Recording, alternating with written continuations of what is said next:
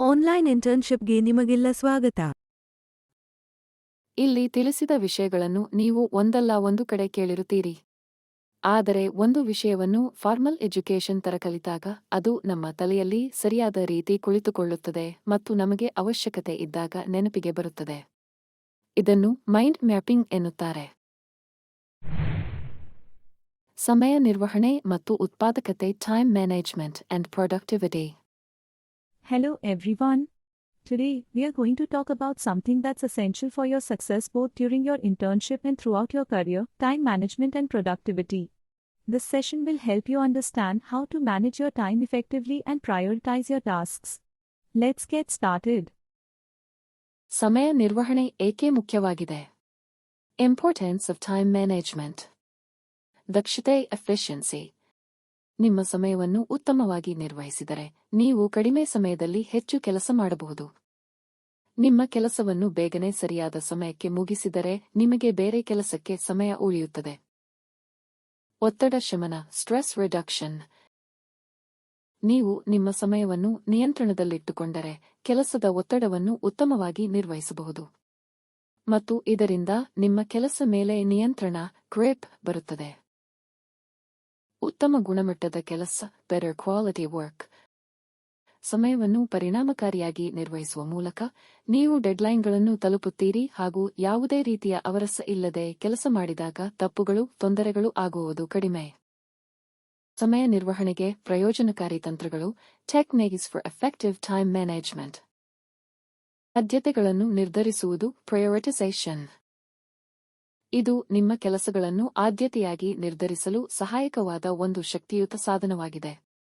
ಇದು ಕೆಲಸಗಳನ್ನು 4 ವರ್ಗಗಳಾಗಿ ಹಂಚುತ್ತದೆ: ತ್ವರಿತ ಮತ್ತು ಪ್ರಮುಖ, ಅರ್ಜೆಂಟ್ ಅಂಡ್ ಇಂಪಾರ್ಟೆಂಟ್. ಈ ಕೆಲಸಗಳನ್ನು ತಕ್ಷಣ ಮಾಡಿ. ಪ್ರಮುಖ ಆದರೆ ತ್ವರಿತವಲ್ಲ, ಇಂಪಾರ್ಟೆಂಟ್ ಬಟ್ ನಾಟ್ ಅರ್ಜೆಂಟ್. ಈ ಕೆಲಸಗಳನ್ನು ವೇಳಾಪಟ್ಟಿ ಮಾಡಿ.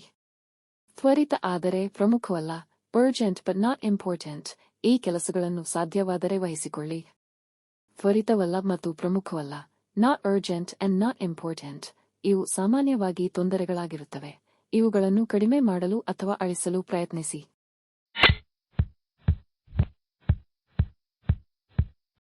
ಸಮಯವನ್ನು ವಿನಿಯೋಗಿಸುವುದು, ಟೈಮ್ ಬ್ಲಾಕಿಂಗ್.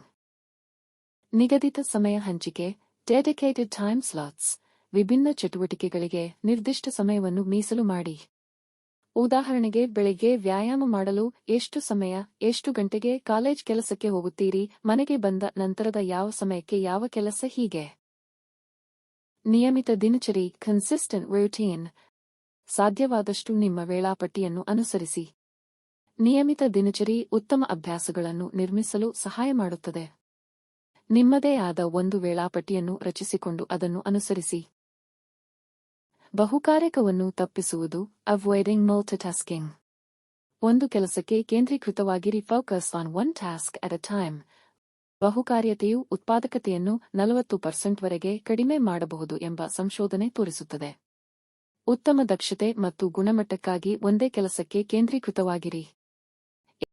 ಏಕಕಾಲಕ್ಕೆ 2 ಕೆಲಸ ಮಾಡುವ ಬದಲು ಒಂದು ಮುಗಿಸಿ ನಂತರ ಮತ್ತೊಂದು ಕೆಲಸ ಮಾಡುವ ಅಭ್ಯಾಸ ಮಾಡಿಕೊಳ್ಳಿ ಮತ್ತು ವ್ಯತ್ಯಾಸ ಗಮನಿಸಿ. ಕೆಲಸಗಳನ್ನು ಚಿಕ್ಕ ಹೆಜ್ಜೆಗಳಾಗಿ ಹಂಚಿಕೊಳ್ಳಿ, ಬ್ರೇಕ್ ಡೌನ್ ಟಾಸ್ಕ್ಸ್. ಸಣ್ಣ ಹೆಜ್ಜೆಗಳು, ಟೇಕ್ ಸ್ಮಾಲರ್ ಸ್ಟೆಪ್ಸ್. ದೊಡ್ಡ ಕೆಲಸಗಳನ್ನು ಚಿಕ್ಕ, ಭಾರವೆನಿಸದ ಹೆಜ್ಜೆಗಳಾಗಿ ಹಂಚಿರಿ. ಇದರಿಂದ ಅವು ಆರಂಭಿಸಲು ಸುಲಭವಾಗುತ್ತವೆ. ಗಡುವನ್ನು ನಿಗದಿಪಡಿಸಿ, ಸೆಟ್ ಡೆಡ್ಲೈನ್ಸ್. ಪ್ರತಿಯೊಂದು ಕೆಲಸಕ್ಕೆ ವಾಸ್ತವಿಕ ಡೆಡ್ಲೈನ್ಗಳನ್ನು ನಿಗದಿಪಡಿಸಿ. ಇದು ನಿಮ್ಮ ಜವಾಬ್ದಾರಿಯನ್ನು ಹೆಚ್ಚಿಸಿ ಸರಿಯಾದ ಸಮಯಕ್ಕೆ ಕೆಲಸ ಮಾಡಲು ಸ್ಫೂರ್ತಿ ನೀಡುತ್ತದೆ. Time management and productivity are skills that you can develop with practice and dedication. By prioritizing your tasks, using effective techniques, and continuously improving your approach, you can achieve more and reduce stress. Remember, the goal is not to be busy all the time but to be productive and efficient. Manage your time wisely, and you'll find yourself not only getting more done but also enjoying your work more. Thank you for your attention, and I hope you found these tips helpful. Now, let's put these techniques into practice and see the difference they make in our daily lives.